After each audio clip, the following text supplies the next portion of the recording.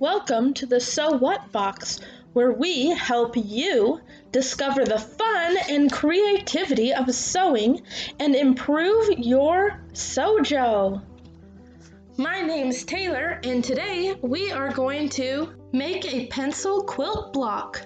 You can download the pattern for the cutting instructions in the link in the description of this video. Pin these pencil pieces as so, and then sew along where these dotted lines are. Once sewn, fold over and iron as pictured.